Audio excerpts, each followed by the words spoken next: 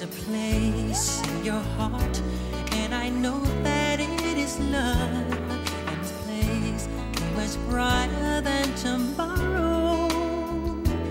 And if you really try, you'll find there's no need to cry.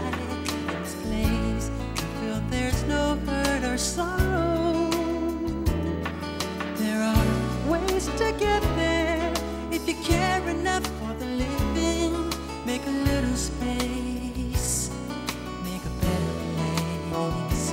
Heal the world,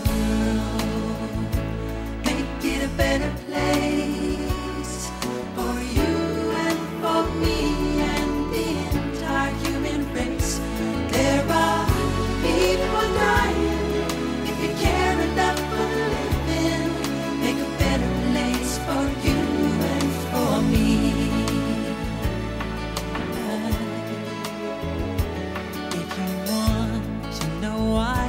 There's a love that cannot lie. Love is strong, it only cares for joyful giving. If we try, we shall see. In this bliss we cannot feel. There are dreams, we stop existing and start living. Then it feels that always love's enough for us growing. Make a better world. Make a better world. Heal the world. Make it a better place for you and for me and the entire human race. There are people dying. If you care enough for living, make a better place for you and for me. And the dream we were conceived in will reveal a joyful face.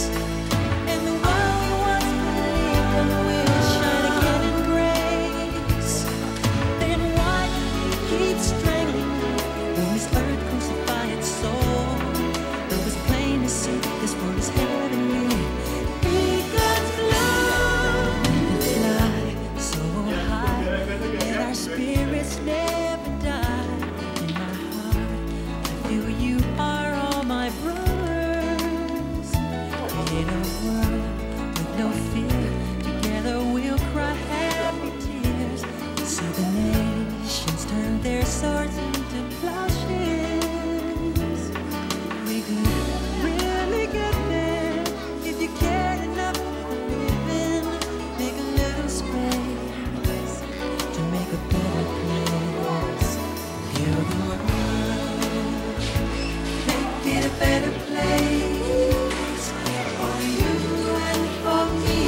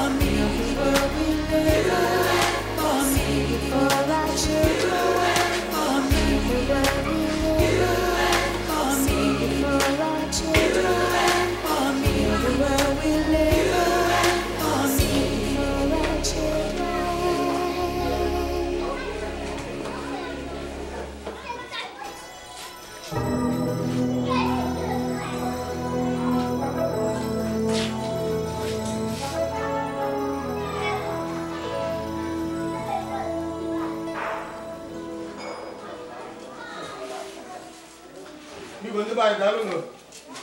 Ndewo.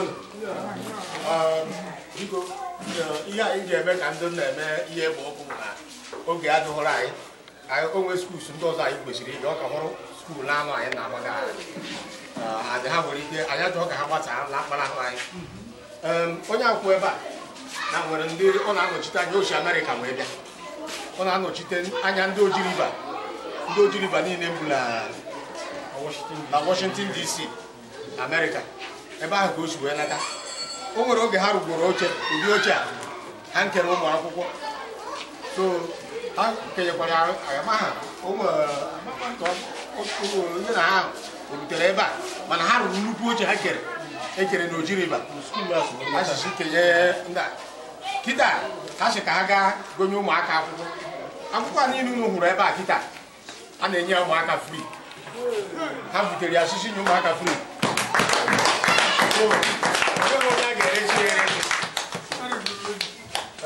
o nwekwara ndị nke o nwere klaasị 3 fọdụrụ emecha hedmasta ga-abịa n'oji bịa bụrụ ndị nke ahụ so ndị nke ahụ adịghị ebe a kịta so ihe o ji wee sịpụ unu were ntụ unu wee nụ ya onye ka anyị ga-esi sisi unu bịakwa unu mụrụ ya na-ekwu ndewo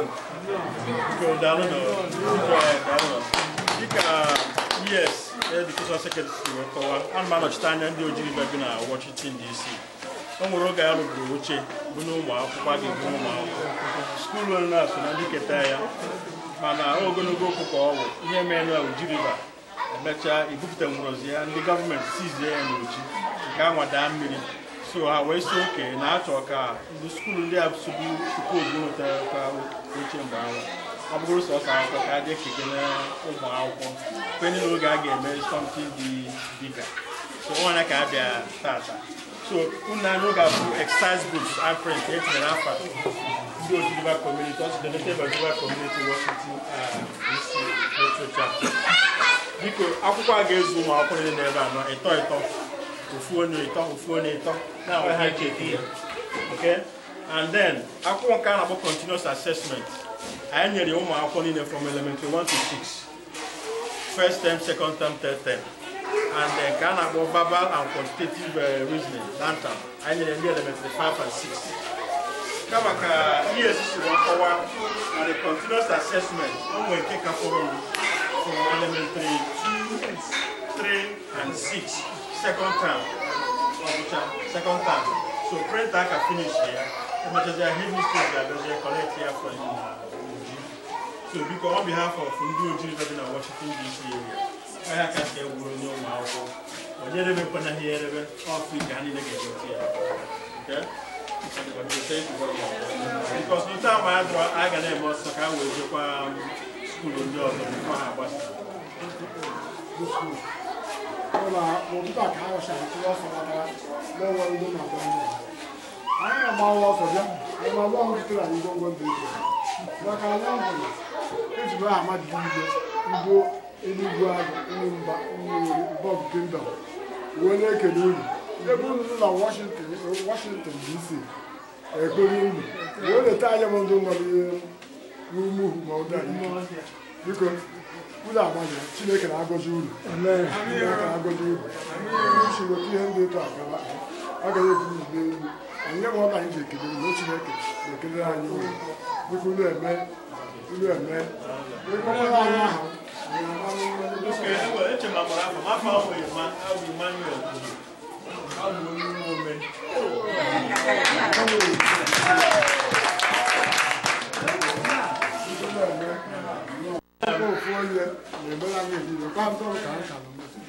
Actually, yes, because and nobody on America unless you seek for computer for matter when Amuta here with computer. Yeah, but go change in here. I get it and very soon I get it. But you know, I want them to work out what comes to I don't want to go to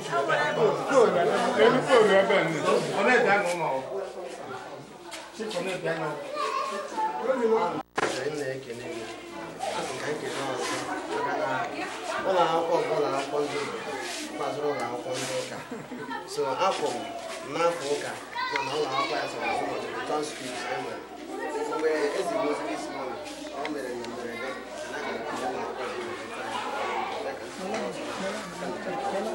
mana akpọrọ ụmụnne ndị nọ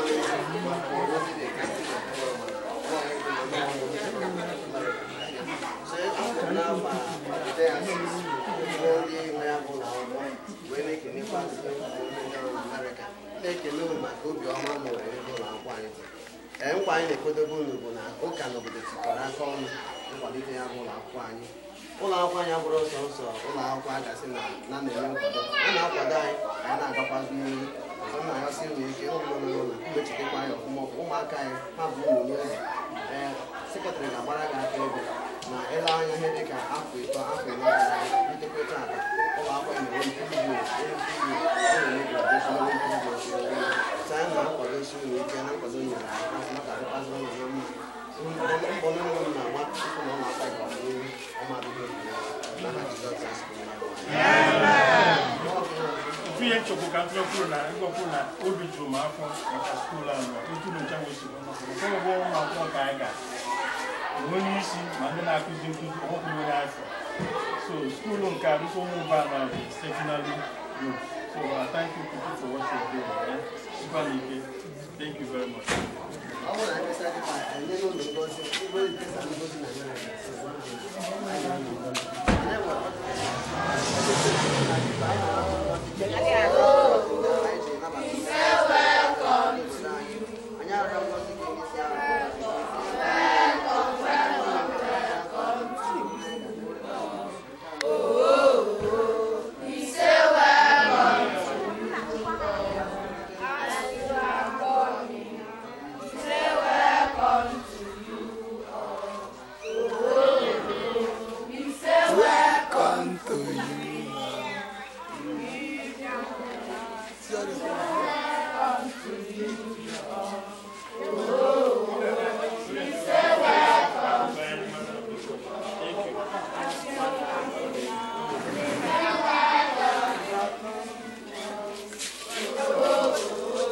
We say welcome to you. Good morning. Please, can I know your name? My name is Mrs. Sula Bushiros. What's the name of this school? The name of this school is Community School Omova. Do you have anything to tell me concerning what happened here today? In fact, I'm very, very gratified. I did not expect such, you know. This is the first time of seeing this thing since I started teaching.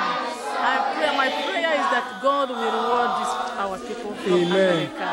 God will bless them, give them long life, prosperity, blessings all over, and while going long journeys, safe journey. Amen. Amen. Thank you very much. Congratulations. All right.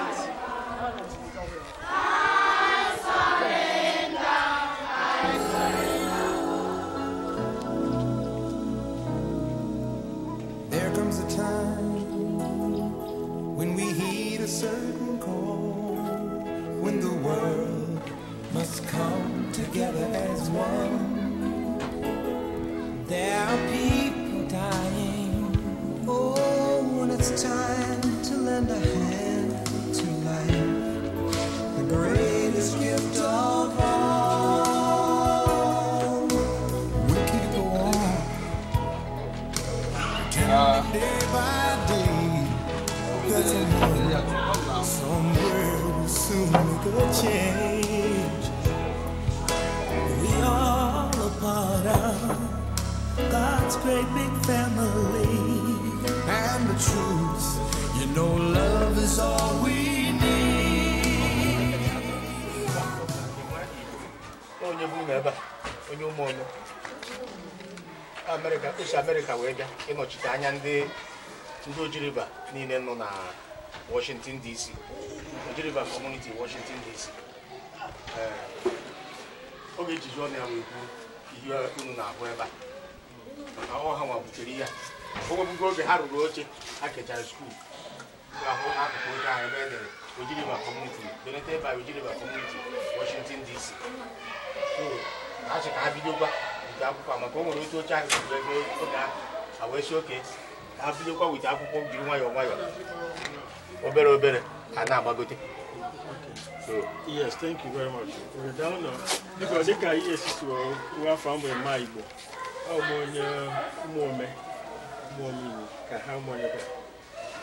behalf of the Buying and Washington, the local government in Washington DC in America, all has to come understand about 5 years ago, when we were going schools and indicated it's a long story. Buying politics, local government chairman of our seats there, and then the China local government office. So I went against a West okay, Kaibiro Kamaya, Kabia, no more help or Hagota has textbooks and use and exercise book package one Nigeria. On a kind of here they ban now, exercise book, all information, yes, and I have one on the Chinese information, information schools. Breakdown Madonna classroom or based on that I do everything. So today I know my opponent and never know. Exercise book I know. I print the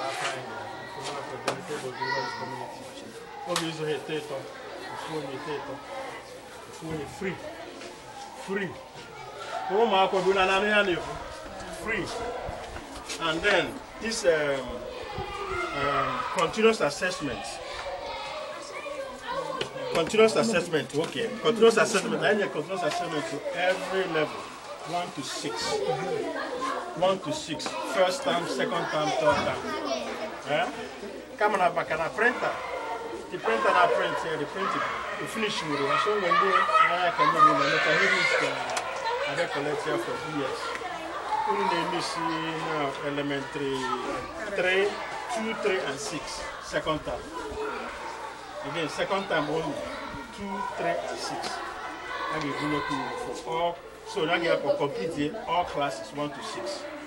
Then I need to know verbal, verbal and reasoning and verbal quantitative For class 5 and 6 only. Class 5 and 6 only, verbal and quantitative. And then the continuous assessment with everybody, first, second, and third time. And then of course this exercise book. Each person, 3. So when I can buy, none are watching this, I do know they just primary school. So because on behalf of those who are watching this, who already have a Makarata Madra, I am about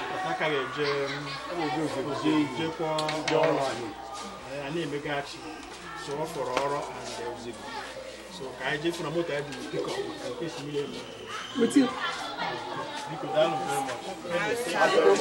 Just like he said, these books are not for sale.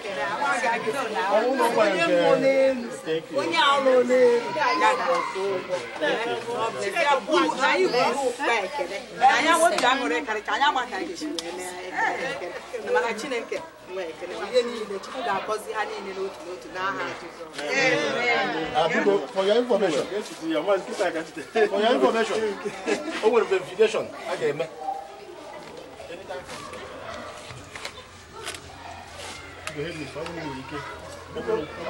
pass this information to by next week, I will know the appropriate time before you do the meeting. Go to you know that.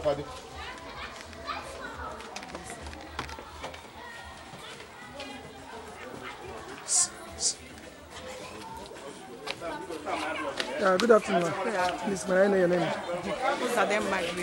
Please, can I know the name of this school? Joint School, Amariji. Okay, thank you very much. Do you have any word for the visitors? Okay? In fact, we are very, very grateful. All the teachers, everybody that they have both PT and we are very much appreciative. We ask God to bless all of them. Thank you. Thank you very much. We are the children. We are the ones who make a brighter day. So let's start giving. There's a choice we're making. I got there. I found a man in Stibo. I'm only here in Ojiriba local government, even in Washington DC. On the Ojiriba in Washington DC area. Say, na factory in Mwako, Neja, Nabayaka. we go our school desks. Most of them will mama from years back. Some of them are not. Some of them are not here. So it's easy in a local government, maybe here. So you and not get there for West UK. Na part of those schools in what us tests suppose in what they are in what they Naga, a good time from where mother suggested market or so I was saying a good kit and you know some for textbooks and exercise books. I get you on a job. So on a carbia today, Kaibun.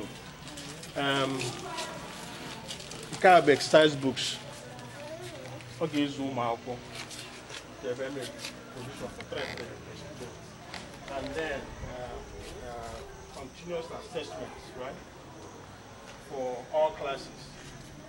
We get a provision. But right now we are missing for second term. Second term primary 2, 3, and the 6 are here. So MSc through the years, I get what up here again. I do the school, and then you have quantitative, revival reasoning for level 5 and 6 only. Okay, and based on the information they present these books, textbooks and the start books to this central school. Okay, so on the Washington DC.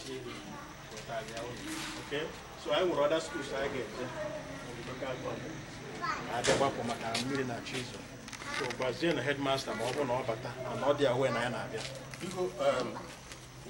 why I thank you for this. It is important for you to understand that these books are not for sale. Of course. Say let's put on what I call now. I couldn't know my Kwakuna. Only make the lesson in your field. So, headmaster, give me that stamp. You I tell the headmaster I want to see her in the office on Monday. Okay, so was the headmaster? I'm a chairman next time. This textbooks, not here and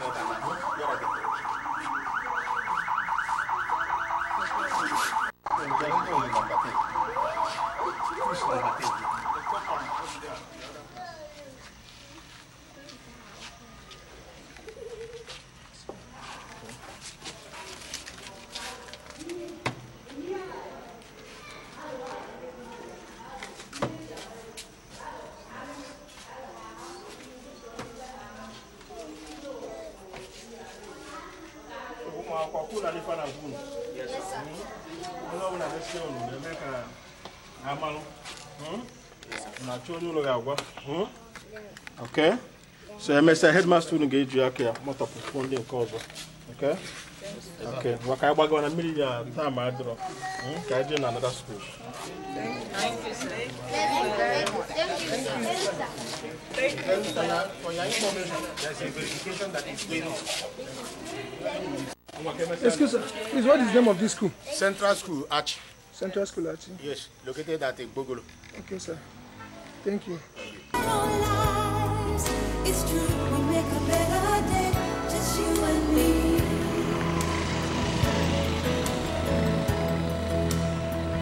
Well, send them your heart, so they know that someone cares, and their lives will be stronger and free. As God has shown us by turning stone to bread. So we all must lend a helping hand. We are the world. We are the children.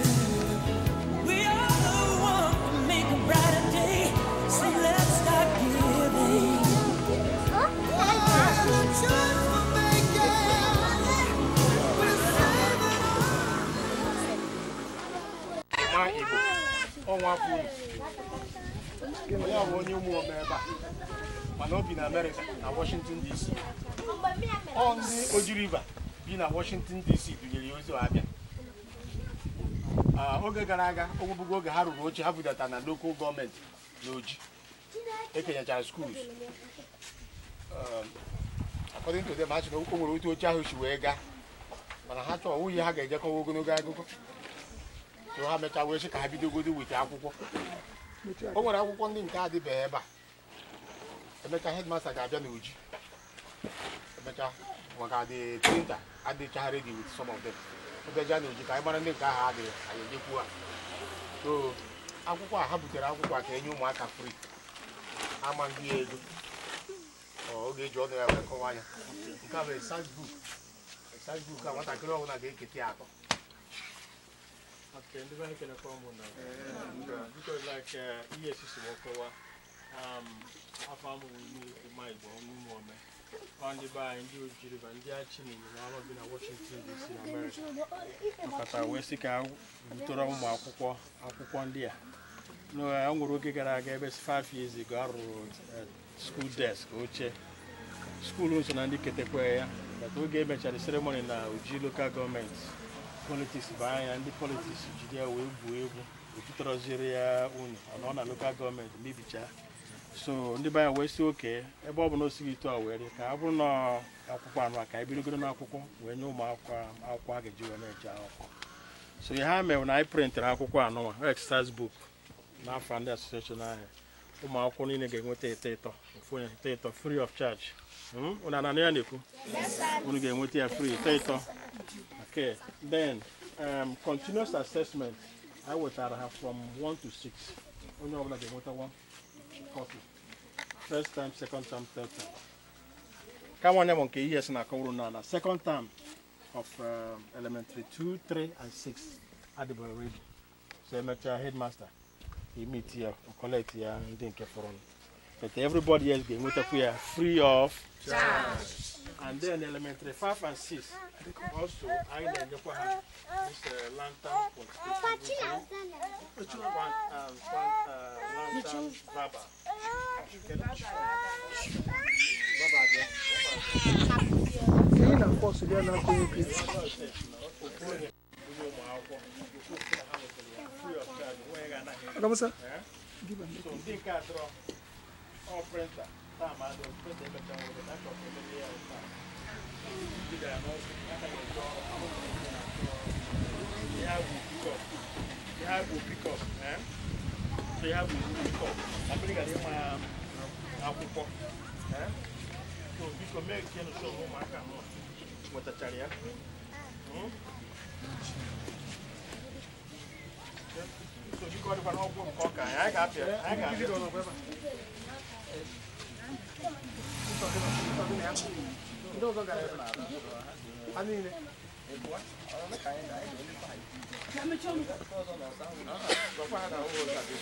Anyway, Mwa Chief Donatus, Mwa PTA chairman. So I can run Nambo Nuna Baka. He had Basatron Mota, Bagotena by. Always go HB here in nature. I'll get like you too, and you witness it, Jama more so go away for it. No damages. I said, it's a Monday, I'm back the motor. And Chanani in a fair there by so good enough reports to do so. Mama, because now your brother will there. So I make a noon. I'm with angry, never no good a bell, my kind. So I know I used to go to Jessica. Baga like we make sure and because our we don't want I got on we had ever of my and it's your madnapa and make and does or matter that now have to see the animal school. We can see that too much. I got in here at the river, however. So I can even know I